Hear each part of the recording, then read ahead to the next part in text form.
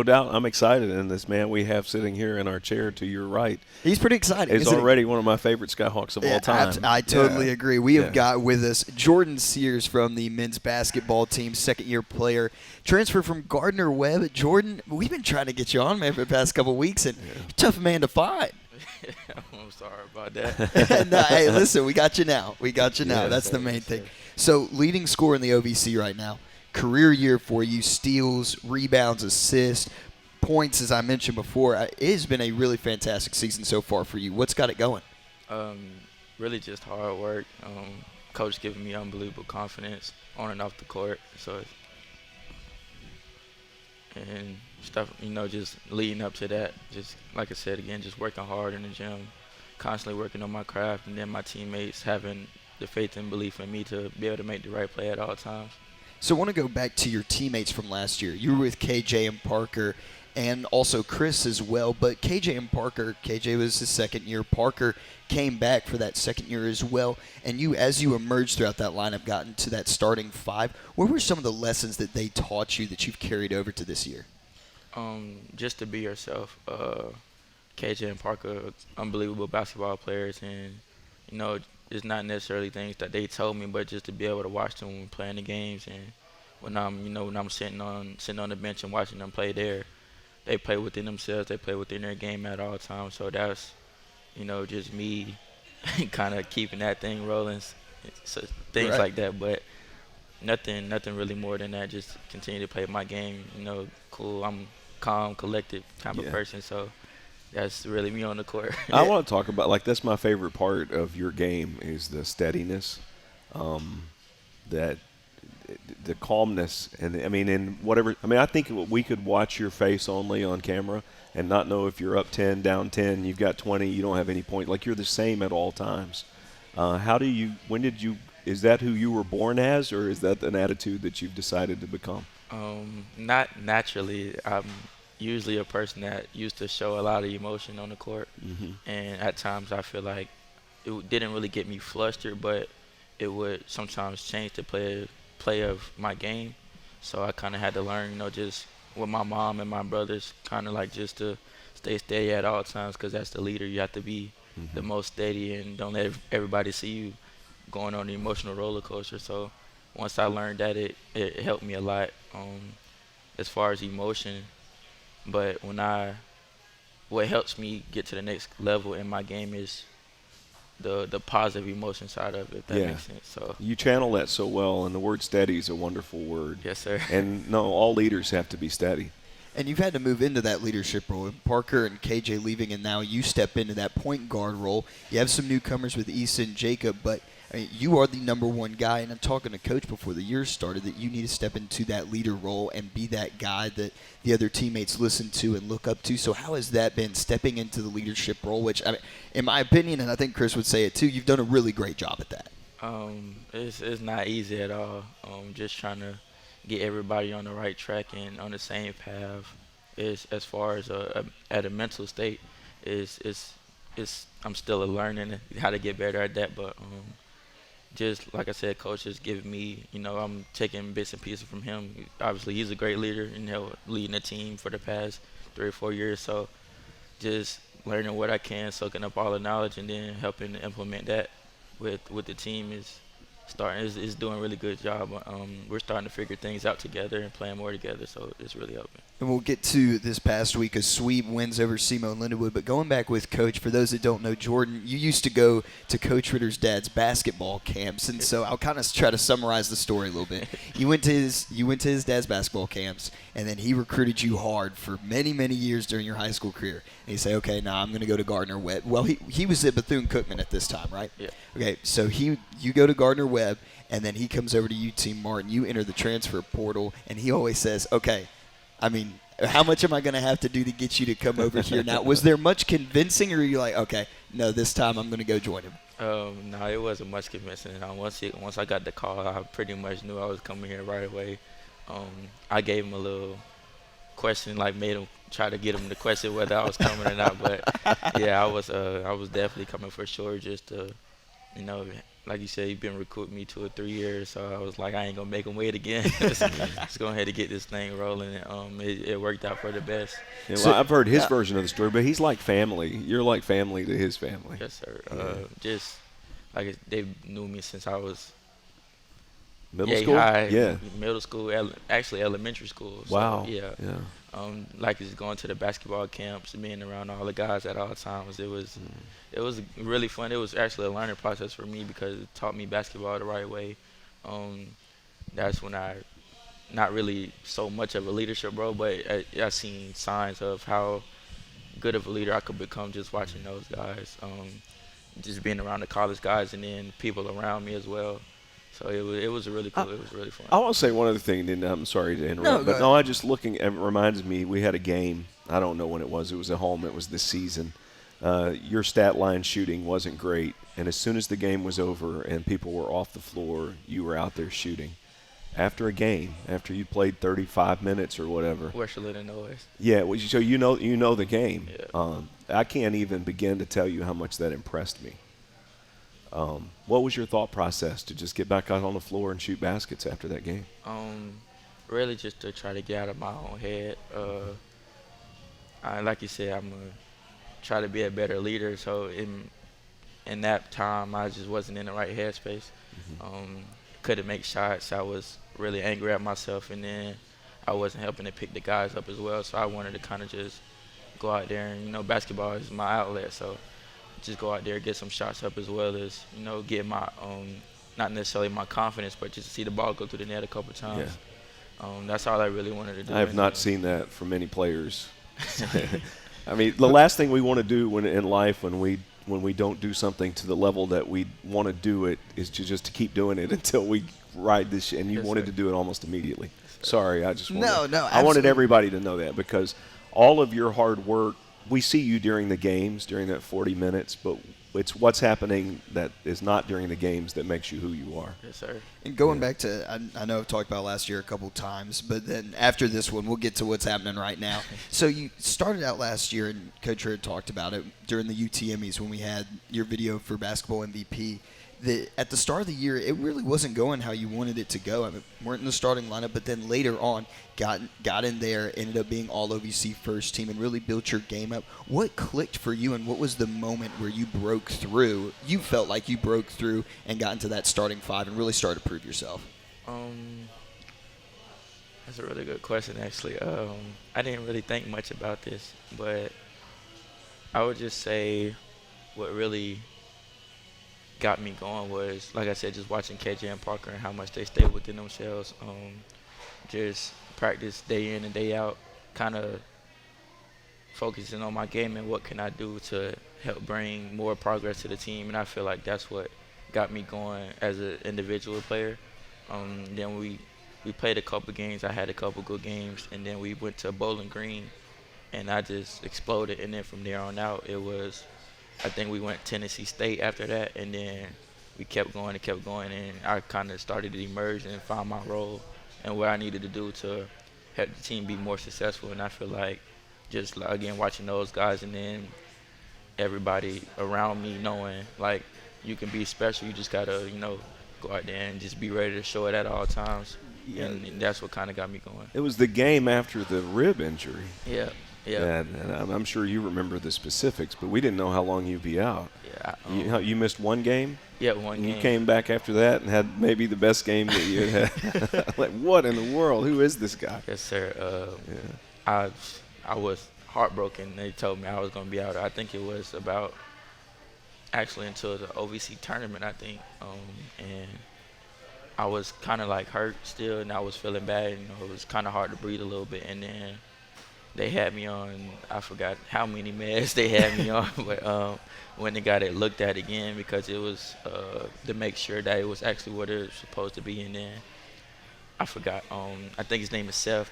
Shout out to Seth, that's my guy. But he, it kind of showed me the x-rays. The x-rays, and let me know that it was like just a small fracture, and it was really my choice, but they couldn't really tell really if it was just the picture or was it actually a fracture. And I just kind of took the chance on it. It was like, I'm all right.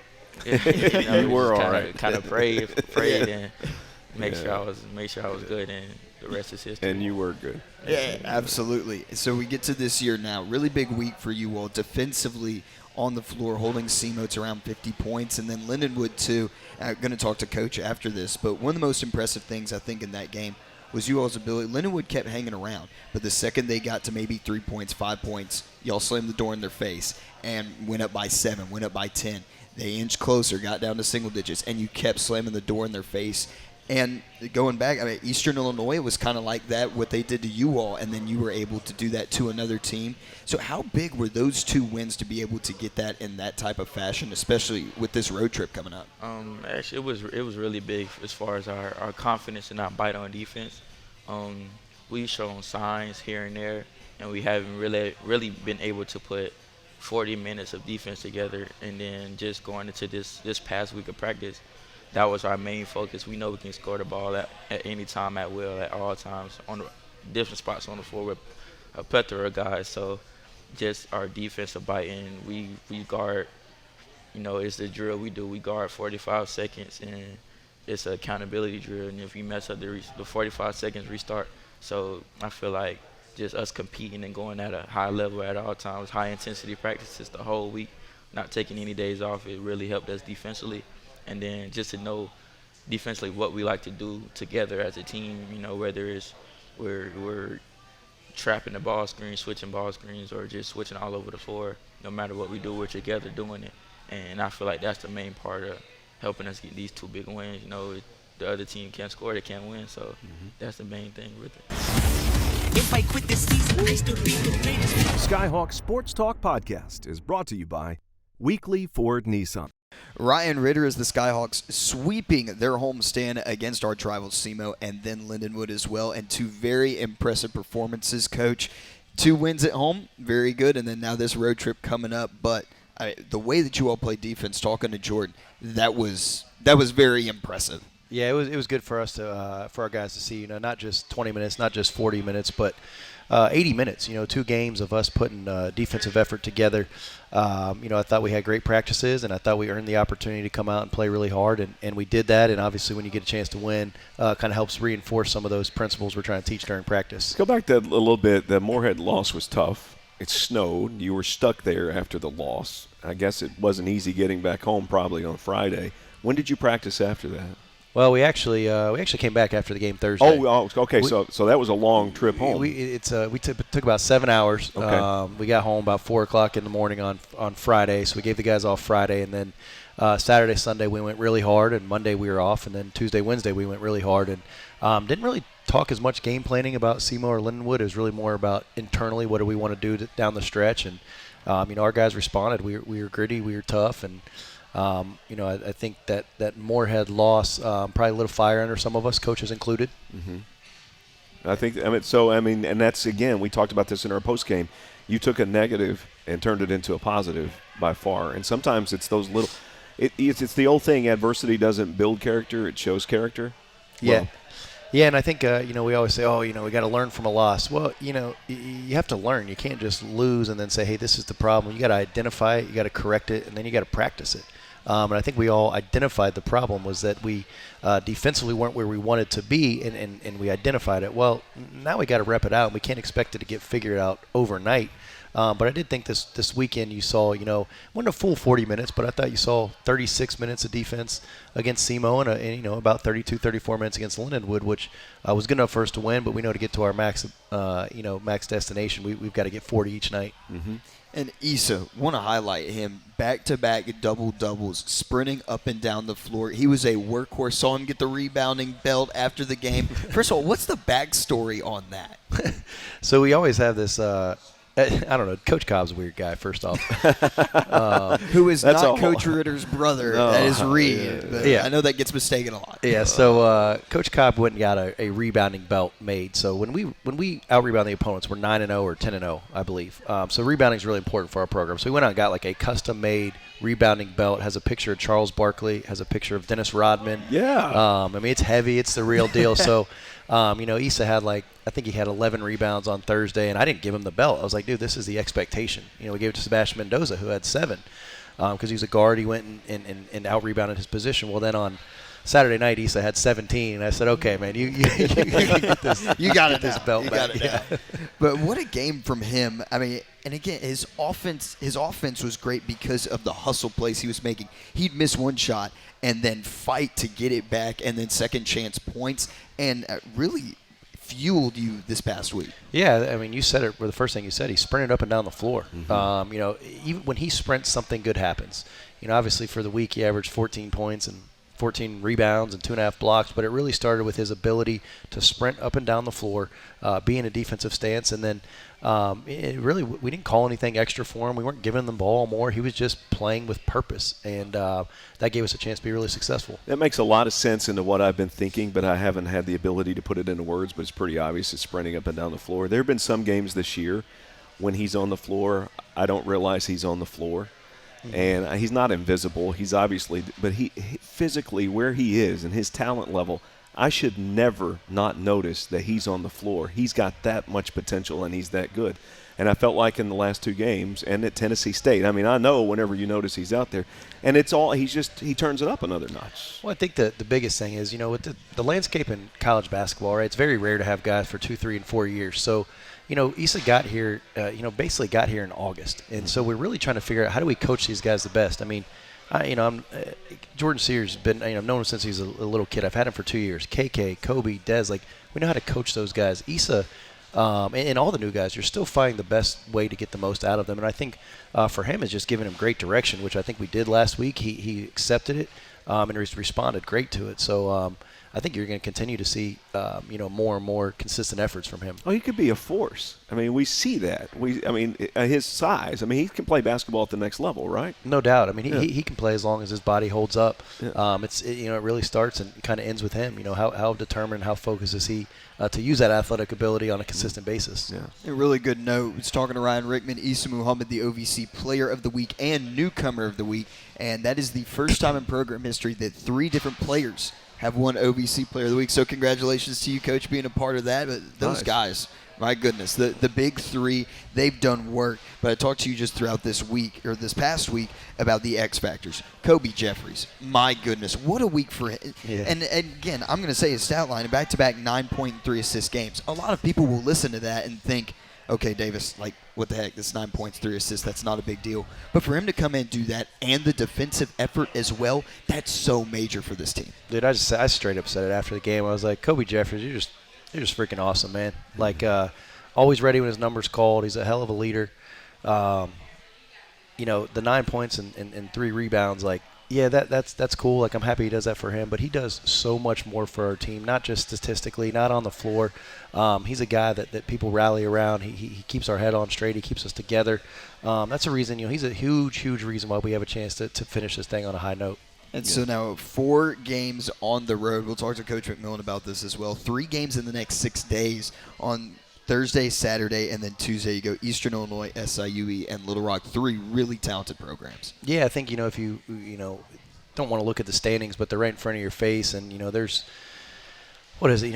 Moorhead's 2 games ahead of 4 different teams, and Western Illinois is 1 game ahead of 4 different teams. So you got a chance for some separation here this week, and I love it, man. We've been good on the road this year. We're 2-1 in the league. I'm excited for us to get out there and see if this defense travels.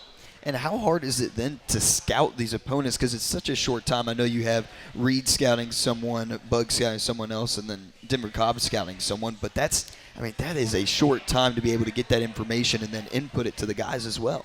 Yeah, fortunately, we've played 2 of these 3 opponents in the next 6 days. We've already played them, so we've got a pretty good feel and some adjustments. But our guys have been really good in terms of taking new material and turning it around quickly. I have no hesitation that we'll be prepared for Thursday. We'll be prepared for Saturday, and then that Tuesday midweek tilt's a little different. But hey, I like the opportunity to play games with this group right now. And I like the opportunity. The 3 games in 6 days. It doesn't simulate the tournament in March, but it's similar where you can play a lot of games in a short amount of time. So you're going to learn something. No doubt, and that's the biggest thing. I say it all the time. We're in constant learning mode. When this thing does end at the end of the year, our job is to continue getting better and better and better and better. And I think, you look at the Moorhead loss, we learned from that and responded. Well, we're going to have an opportunity to go on the road for the next 2 weeks. Whether we win or lose, what are we learning? How are we responding to put that in play for the conference tournament? If I quit this season, I still be the greatest. Skyhawk Sports Talk Podcast is brought to you by Weekly Ford Nissan. We're back here on the Skyhawk Sports Network at Zaxby's for Skyhawk Sports Talk. Head coach of the track and field team, Jolita Henderson, joining us as the Skyhawks had a few people in action at the 2024 Prin Relays this past weekend, but then they've also got the PNC Bank Bellarmine Classic coming up on Friday. But I want to go over and recap this past weekend. Yeah. Got a few athletes in action and some very good performances. Yeah, no, they did well. I only took 4 athletes. All of them have already missed a meet this year. Either they were injured or sick or something. So I was like, okay, let's make up, So we took them, went down the road, 4.5 hours. Let's go. See what happens. How long do they have as a heads up before they were about to go to that? Because they missed that first one. How long do you give them for the heads up? Well, when we got done with the last Louisville meet, when we were at Bellarmine last time, I was like, do y'all want to compete this weekend? Like, I text them individually, and they're like, yeah, sure. Like, that's fine. Like, okay, I will. And that was it. They were ready. They were ready to go, and it proved by some of these results too. Jaderica Welchfield second in the women's high jump. Yeah. Also, Janae Chapman second in 60 meters, first in the 200 meters. Samir Smith third in 200 meters, and then Khalid White, he was in the finals for the 60 meters. So really, all strong performances from everyone involved. Yeah, and it's kind of weird because Khalid and Samir are not short sprinters. They're 400 runners. So for me to take them, put them in the 60 and in the 200, and they do really well, it's like, okay, like you're all around runner. Like, you're doing really good. So it's nice. What do you actually do during the competitions? Can you watch everybody simultaneously, or where do you put your focus? It depends. Yeah. It depends. A meet like this, I actually got to see everybody do everything. Which is awesome, Which is right? nice. Very, very nice. It's kind of refreshing. Makes you go, you know what, like, I do enjoy my job. Like, I do love what I do. What do you do whenever it's scattered and it's all going on simultaneously? Okay, so the main focus that I have to have is technical. So the more technical the event, the more I have to be there. So jumps is very technical. I have to be there. Sprinters, I mean, once the gun goes off, whatever happens. I can't help you anymore. Like, we should have figured that out in practice. So they have to go do their own thing while I'm over here at jumps, and maybe I might get to watch them, maybe I don't. But a lot of our athletes, I get them to record the races, so then I can go back and watch and kind of see, like, oh, what happened if I didn't get to watch it. That's different in other sports. I mean, everybody wants your attention. Oh, yeah. Yeah. And it's important to them and you. Yes. But so you have to figure out how to divvy that out. How do I give myself out to 55 people? Yeah, because there's one you. Yeah. And not 55 possible. them. Not possible. Yeah. So they learn independence early. Mm-hmm. They have to. And when you have a full meet, like Chris was talking about, you can't be everywhere all at once. But what is your, I guess, game day when you're in that routine and you all get there? Because sometimes a meet can last from about 9 in the morning to 7, 8 o'clock. Yes. What do you do during that whole time span? Competition, eating as well? Yeah. I mean, what is the whole? I don't get to eat. Okay, so let you in on a little secret. Most meets I'll lose about 7 pounds of meat. And I try to put it back in me You? during the week. The Yes. coach? Yes. Well, what are the poor players? Well, they don't do as much. Okay. Because you got to think about it, like, okay, you warm up and you compete, so that's about an hour, Yeah. of doing that. So 2 hours of you doing something, I'm walking from place to place. Like, I get over 20,000 steps in a meet. Like, Wow. like I'm going, like, me and Tony have gone to cross country races, and he's like, oh, I just reached 10K. And I'm like, yeah, I'm running. So you're like, walking 5 and 6 miles. yeah. Sometimes running. Yeah. Wow. Outdoor And season then- is worse. And beyond that, I know that mentally, Yeah. I mean, you have to be focused for hours and hours For hours and at a hours. time.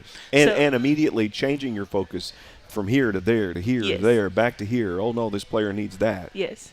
So I'm very detail oriented, and I have to be on the schedule. Like, I have to be on the schedule. If you see my phone, literally my alarms go off for everything. If it doesn't, then I'm going to figure it something. So at a track meet, the sprint team, they have a warm-up sheet, and it literally says, take a lap at this time, do sit-down stuff at this time, take a snack at this time, do this at this time, block target at this time. So that also helps me that, say I'm at jumps, I can look down and go, oh, the hurdlers are about to go over hurdles. They don't really need me, right? Like, the jumpers don't need me right now, so I'm going to go over and watch the hurdlers do their warm-up. And that kind of, like, keeps us in tune, and everybody kind of knows where I'm Well, I at. do think so. Humans need this combination of certainty and uncertainty. Mm-hmm. The more certainty you can put into it, the easier it is for them to deal with the uncertainty of the competition and the outcome Mm-hmm. Yeah. of the competition. Yeah, most definitely. Yeah. When did you learn that? Well, you're a mom too. Yeah, I am my mom. Early, very early. But you have to learn. You have to Yeah. learn to schedule and do Yeah. certain things when you're supposed to do them. So when I competed, my coach, he never gave us like a schedule the way that I give my athletes one. And I was a multi, so it's like, dang, like I'm doing everything. And I used to get overwhelmed. And I go, well, this would be easier if I knew, like, okay, yes, my event is at this time. They're like, oh, you're supposed to warm up 2 hours before your event. But it's like, if my warm up really doesn't take me 2 hours to do, then what am I doing for that extended time?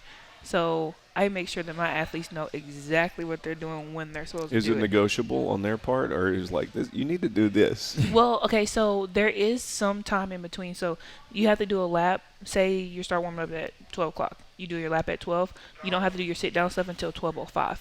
It does not take 5 minutes to run a lap. Not for my team. It better not. So, so you get allotted probably like 3 minutes to, okay, like I can get a drink of water, or I can get me a granola bar, or like, you know what I'm saying? And in between sit down stuff and moving drills, just 10 minutes. So, I got time to run to the bathroom. Like I had time to do something else. So yeah. Gotcha. So is there? You said you didn't eat. Are you like I you don't have eat a too many. Too often. Nutrigrain bar? Or, Yeah. I mean, Okay. So coffee. How do you depends keep on- yourself going? It depends on. I run off Red Bulls. It's so bad. It's so How bad. many do you drink a meat? A meat, probably like 3. Holy cow! That's for one meat. that's What happens if it's a 400 Friday and a Saturday? If it's a Are you Friday talking about and- the same thing, like 3 and on a Friday and Saturday Well, combined? I or- try not to, like, if I have 2 in the meat, the next day I try to only drink 1. and a lot of water. Yeah, I drink a gallon of water a day. So That makes me do. I'm like, God, yeah, is- and I live off Mentos. Yeah. Chris has got some Mentos over here right. too. Live off It's the Mentos. favorite snack Yeah. during meets for you. So So training update, I guess for some of the people that didn't compete this past week, we talked to you last week about training was about to get a little bit tougher for some people. Just an update on that. no, it was intense. Like I wasn't there, and I entrusted my assistants and stuff like that to be there and to make sure. So I called I have a student assistant. I called him and I was like, all right, Mir, how was practice? He was like, they look good. I said, you're good or my good? He was like, my good, they were all right. I said, okay, I can deal with that. It was a rough week. Tuesday was very hard. They died. They died on Tuesday. They saw God. They did. I know they did. But it's okay. It's okay because they're going to feel so much better. Like, we have 23 days until conference. You know how crazy that is? That's Wow. wild. Yeah. Season has gone by so fast. Yeah. I'm like, dang. It is. It has been crazy how fast everything is sped up to. I know we talked about it again last week, but everything feels like has just been sped Yeah. up. You're about to have indoor, and then you're going to have outdoor. A little break in between, and that's nice. Who But gets still, a break? we don't get a and there's break. no break. There's really no break. But I mean, you get at least something in Yeah, that time span. yeah. But still, it's this weekend. I believe next weekend Next weekend, Vanderbilt, Vandy. and then go another to one SEMO, right yeah. after that, Yeah. and then Then conference in conference. the middle of the week too. Oh, so yeah, that's terrible. how does that affect everything when you go from weekend to midweek? So this is the last traditional week of practice where it's like, intense during the week and then you compete on the weekend. And when we prepare for Vandy, it'll be turned up a little bit in the middle of the week so that they can be ready to have to go hard on a Tuesday and Wednesday. Or Wednesday, Thursday. Yeah. Gotcha. Well, we're going to take a break. You've actually got some mail.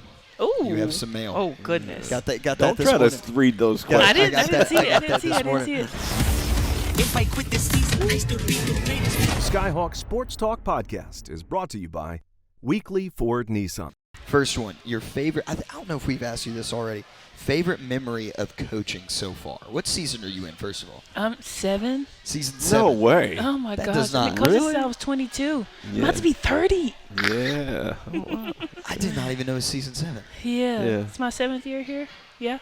So favorite memory from these seven seasons. Favorite memory. And you can give multiple ones if it's a toss up between some. Okay, so I have 12. 3. I have 3. I have 3 really good ones. Okay.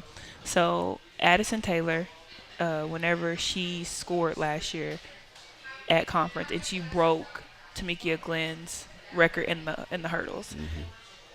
When I recruited Addison, she ran 17 seconds in the hurdles, and I was like, yeah, I got to figure out how to make this girl good.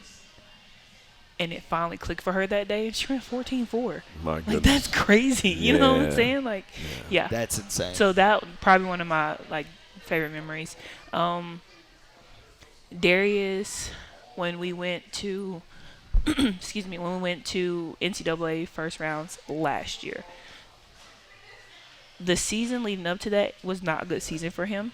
It just wasn't, and he finally got one good jump that qualified him to go. But to see his, like, I actually saw his growth in the middle of that meet. Like, he was probably like one of the not the first person to get out to go to nationals, but like he was close to it.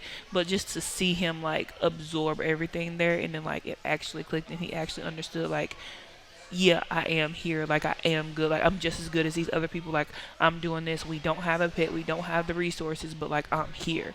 And to see that, like, that's another really good memory. Yeah. All right, next one. What is your pre-game/meet routine? We talked about the Red Bulls earlier. Okay, so my pre-meet routine, a lot of people are going to be like, what in the world? Okay, so if we have a meet, I wake up at 5 o'clock in the morning, and I go for a run. Oh. I go for a run. I have to clear my head. So I go for my run, and then I come at the hotel. I always grab 2 yogurts and a muffin. I don't know Has why. that been the same since you were in college when you raced? In college, when I raced, I had oatmeal too. Okay. But there's no oatmeal this time. So 2 yogurts and a muffin. And then I feel like that's a poem, 2 yogurts and a muffin. You got to write that poem. And so Yeah. from there, I go up to my room. I eat that. I get in the shower. I get dressed. I have my, I'm swaggy. So, like, I have to have a specific outfit for each meet. So, like, I get dressed, and then I just go, all right, here we go. And we get to the track. When we get to the track, I walk the track. I like kind of look at everything, just kind of see how the atmosphere is and all the other stuff, and then from there, Just it's go. up. Is it? And then the 3 Red Bulls hit after Yeah, that. I do get a Red Bull. I usually get a Red Bull probably like after the first 2 events, and then I'm like, all right, I'm tired now. Maybe because I was up at 5 o'clock running. I don't know. Like, So we've got favorite memory coaching pregame routine. So now indoor or outdoor season? What do you prefer? ew. What do I prefer? I feel like outdoor, whenever it gets into, what is it, early March, maybe middle of March, it might still be cold outside It is too. still cold, but outdoor. Outdoor? Gotta love outdoor. The oval, just being out there in the atmosphere, like it's beaming, it's hot. You don't know what you're gonna get. That's kind of like, I like the uncertainty. I like that. We don't know if it's gonna be windy today. We don't know if it's gonna rain today. Like, we don't know. For a sport that's kind of like, you kind of do the same thing all the time. Yeah. It's nice to have some like, oh, like can you jump when it's windy? You know what I'm saying? Like, And I you like know that. what I think? I think if you have the ability to take those conditions, that it can give you an advantage over Yes. everybody else, It because can. they're focused on the wind and the rain and the heat and the cold or whatever. You're focused on competing. Yeah. So I look at it as an advantage if you're tough. Yeah. Which is why we practice in every type of weather. Yeah, that's why they're out running at 5 in the Yeah. morning or whatever. Yeah. I was going to talk football with Coach Simpson. I'd wake up at like 6 in the morning. I'd be out there, and every athlete would already be running around campus. Yeah. I'm thinking, oh my gosh, I would never be able to do that. I do have one question. So Yeah. we see it all the basketball games. You're very active over there. What are you watching? What do you enjoy about basketball, and what do you like about our teams this year at the games? I just love sports in general. I do. What's crazy is, like, I don't watch them on TV. Just can't. If I'm live, I'm there. Like, I'm into it. As far as basketball right now, like, I've been here for 7 years, so like I've seen the team change Yeah. quite tremendously. Yeah. So it's nice to see, freshness with Coach Ritter and the team that they have. They have a good group of guys, like, on and off the court. So it's like nice to see them and them, try to figure it out. It's nice. It's cool, and I've known Coach McMillan since I was in like high school. So And you know Anea pretty well. yeah, and I know Yeah. Anea pretty well. And then my best friend is Jazz, so obviously I have to Yeah. go to the women's games. Yeah. So, but seeing them figuring it out, trying to figure it out, even though they're young, it's nice. Like, you kind of get excited about next year of what they're gonna look like, but like you still gotta finish the season. Do so you it's ever like- watch a player run up and down the floor? And Yes, like and I go, oh my god. Yeah, I know. Like, I've please, seen that, and I don't please, please, understand. please, I'm like, they run awkwardly, but I'm not smart Yes. enough to know why. Yes. And I don't know if you can change something you've done can. for 20 years. Oh yeah, you can. You can. Yes, you can. Yeah. Yeah. When I see athletes like run, I go, yeah. For instance, softball, they were walking past, and I just got done with my workout, and I'm walking past them past the computer lab, and one of the girls was like, "Yeah, we did those sprints today." She was like, "I was getting it," and she was like, like she did that. I said, "Ooh, girl, not with that form." I was like, "No," and I just kept walking. She probably don't even know who I am, Yeah, I like love anything. it. The whole team was like, "Dang, she got No, you you." could actually go help each team, probably, Yes. but you got too much going on Yes. to do that. I don't mind. I don't mind Yeah. it. I don't. But mind in soccer, I mean, there's some sports. I guess baseball and softball is just as important. You got to Yeah. know how to run. They all need to know how to run. And so you're saying if you took our baseball team and you worked with those guys, Yeah. you could make them get from first base to second base faster? Heck yeah. Heck yeah. Wow. Yeah, Okay. that's my job. Coach Jenkins, Coach White, Coach Lozada. Yeah. Here we go. That's what I get paid Coach to do. Matt. Okay. All right. No, that's a whole different conversation right there. That's what I do. So Chris asking about the about you going to games and see you in jerseys as well. So Yes. this is also for me too, because I'm trying to get some of those jerseys too that you found. Where do you get the customized jerseys? Because I've Okay. seen an Anaya Brown I have jersey, Anaya Brown. Tucker I Reed. have Tucker Reed. I do have Castleberry. I have Jordan Castleberry, and I also Jordan Sears. I just got his. I saw that one, yeah. Yes, I just got that. So I can't let you in on my secret because here's the thing. As long as it's okay with Ashley Bonham, if people want custom jerseys, come through me. Okay. We will Oh, give there we give go. proceeds to the athlete. You know what I'm saying? Like Yeah. NIL deals. Like I can't be having people, take over my business. Yeah, I got you. I got Okay, you. that is fair. That's If you fair. want one, you let me know. I'll tell you how see. much it costs. I'm gonna have to now. I really am, because some of those jerseys. They Oh, just are- wait. I have my own custom ones for track. Says Coach Oh, Lita on the back. I got a baseball nice. jersey. Oh I'm my so gosh. ready. The best fashion in the OBC. If I quit this season, I still be the greatest. Skyhawk Sports Talk Podcast is brought to you by Weekly Ford Nissan. And we're back here on the Skyhawk Sports Talk. For our final segment, our final guest, head coach Kevin McMillan of the women's basketball team, it joins us. The women split the week, got the win over SEMO, fell to Lindenwood on Saturday, and now a 4-game road trip coming up. And we already said it to Coach Ritter. You got 6. Chris, what are you? Well, wait a minute. Coach McMillan is known for his trademark yellow legal pads, and he comes in here with a 300-page Spiral notebook. What's up with this? Well, somebody gave it to me, Yeah. and I'm not going to waste anything. So Okay. Okay. And you're almost done with it? I'm to the last. Wow. It's a 5-section binder, and I'm to the last one. binder. Let's see when I started. Yeah. What day? Yeah. This was probably out of right around Christmas. Probably. Did you leave that notebook somewhere? No. Have you ever No, left this a isn't. notebook? Yeah, I left one at Arkansas State, Uh-oh. and Kenley's family Yeah. was actually still in Jonesboro, and I called and got somebody to get it and got it to Kenley, and Kenley held it That's like hostage. that's extremely important information. Well, Wait, she held it hostage. yeah, she like threatened me. Ransom? Because ransom. Yeah.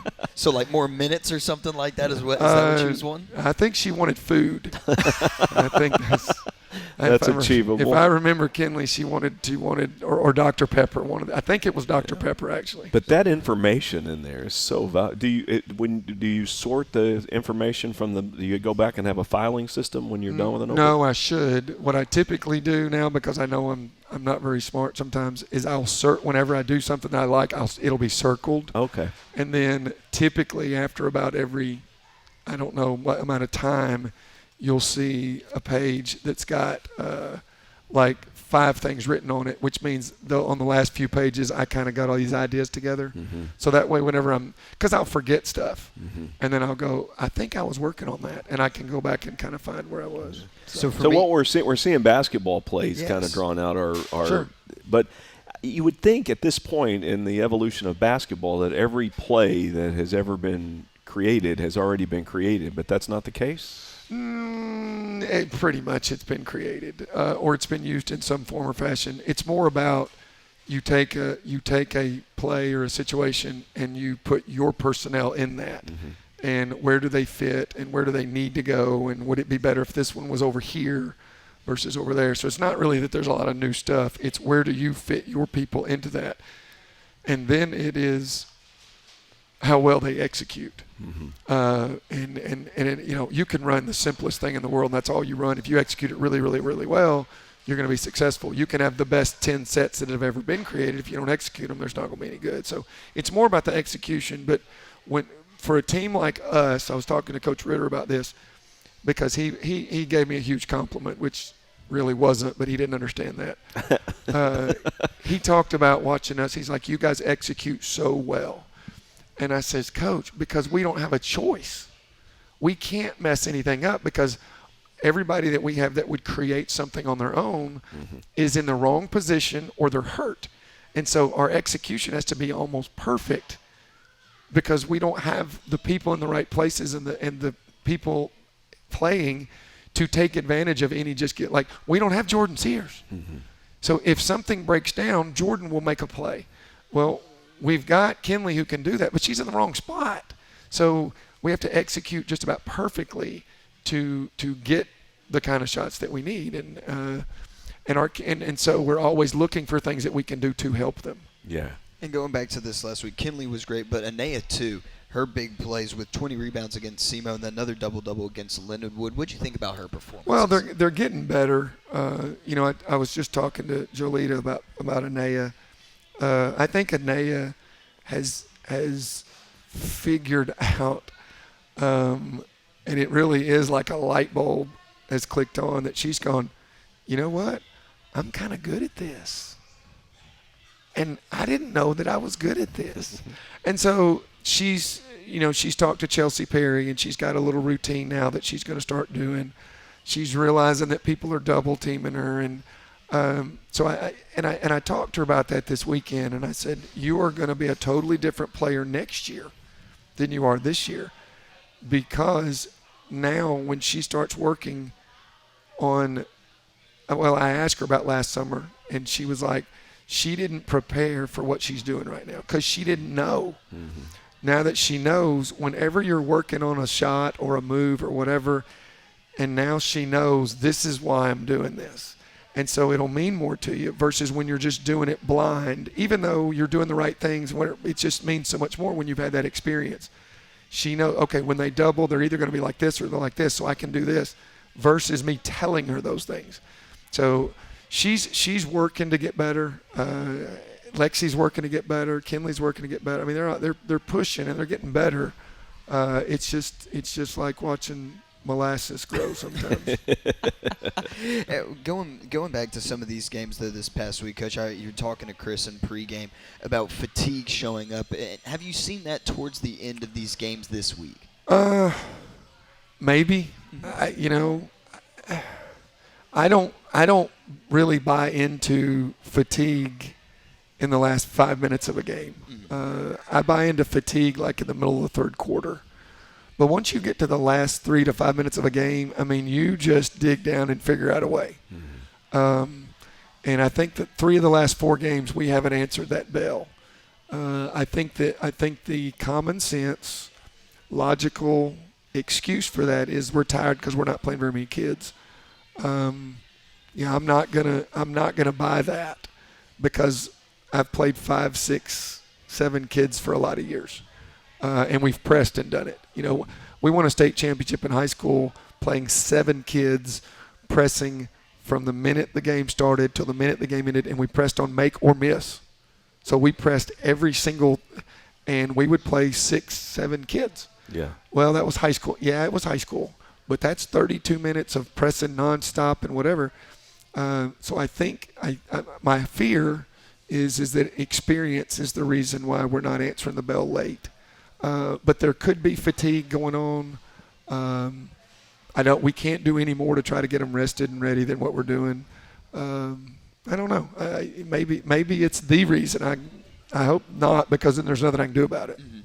And then, 3 games in 6 days, we were talking to Coach Ritter about that. I mean, what's the difficulties in scouting that? And Chris pointed out it's also not I mean, you play sometimes. SEMO men's last tournament, they went Wednesday, Thursday, Friday, Saturday, and won the tournament.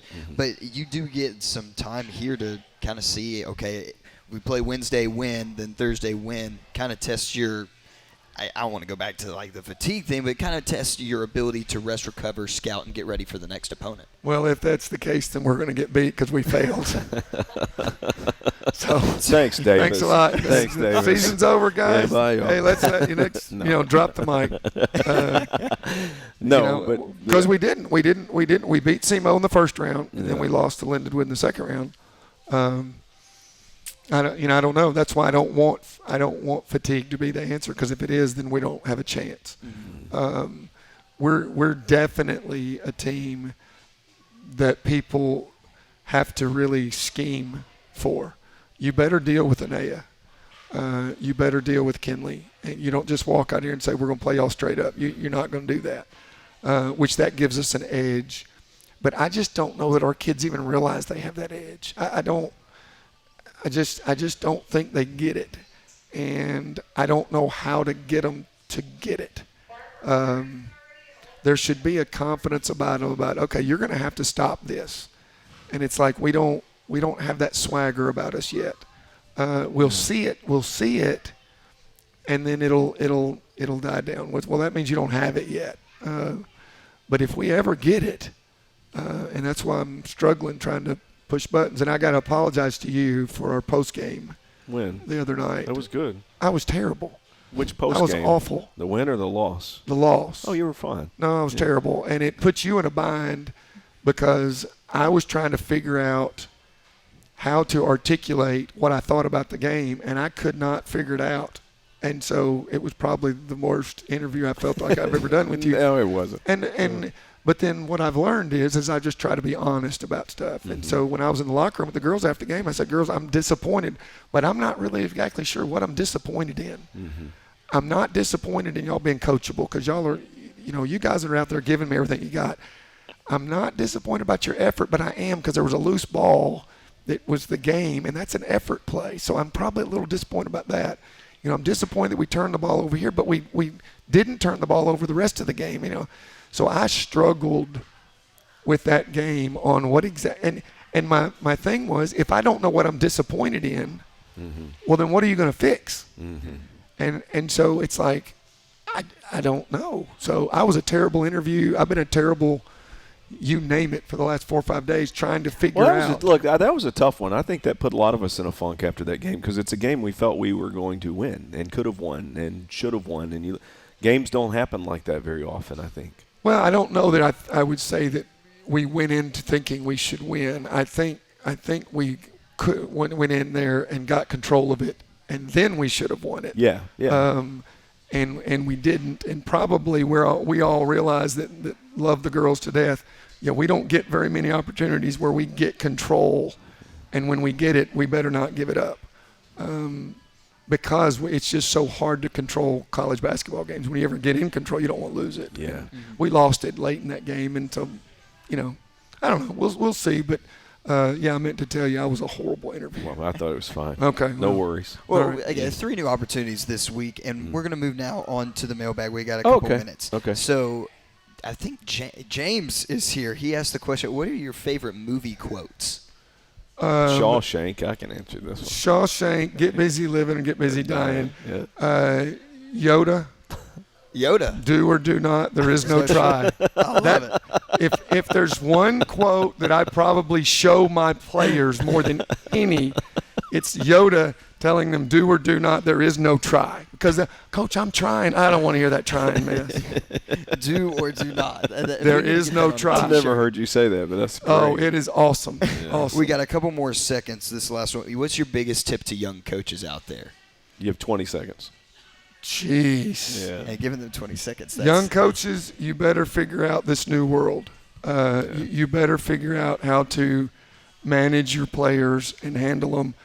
How you're going to set standards for culture and stuff, I honestly don't know how you're going to do it. But this is a new era, and the old coaches can't really help you. I think we can give you some advice, but you're really going to have to do it on your own, because we don't know what we're talking about. Because we haven't managed this world. There you go. Yeah. If I quit this season, I still be the greatest. Skyhawk Sports Talk Podcast is brought to you by Weekly Ford Nissan.